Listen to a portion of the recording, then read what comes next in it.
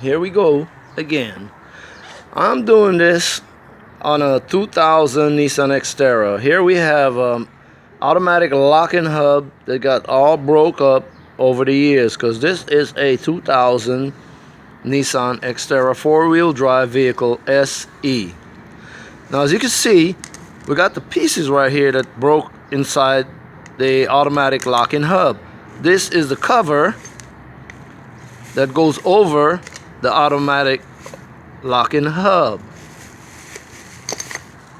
That right there. Now, let's take a walk on the other side of the vehicle, because I did the other side already. And here we go. Now, this is what it looks like completely installed. Like I said again, this is a 2000 Nissan Xterra. It's a simple process. It's not very, very hard to put this piece in. So, as you can see, this is the other side of it. And there you have a 6mm Allen wrench that undo these bolts right here. It's like 6 of them. I already have them kind of loosed already. So this thing right here is already off. And as you can see, this is also broken from the other side. And put that out the way. Now, as you can see in there, what we have in there was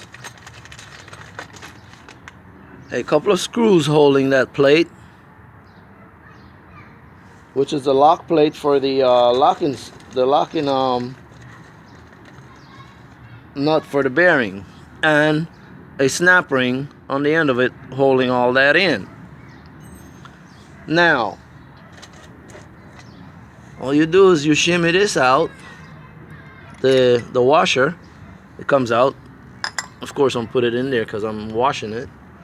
And then right here you have a lock nut, which you have to remove. You tap it in the left direction, because it's a right hand thread, and it will come loose. Okay, what I'm doing now is I'm unscrewing this. It has some holes in it that you could push on once you get it to moving, and it should come right out of there. There we go. It's almost off. Almost off. Okay. I'm gonna stop this video for a while, because that right there is explanatory. Okay, here we go. This is the piece for the other side that I'm doing right now. This is the one that I'm showing you the complete installation, and it's not very long process. This process is very simple, and it only take maybe about an hour at the most. I was just involved with repacking my bearings with grease and all that. And you can do that if you want to, or if it's necessary. Okay. Actually, it comes with one screw holding it together, and I just undid that screw.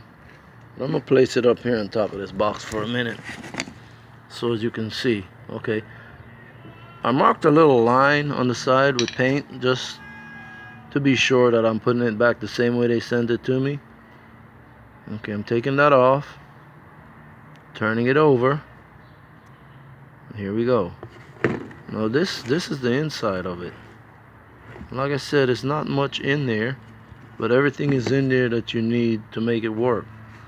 You have like a spline that fits with your spline on your original hub, and then you put some grease in there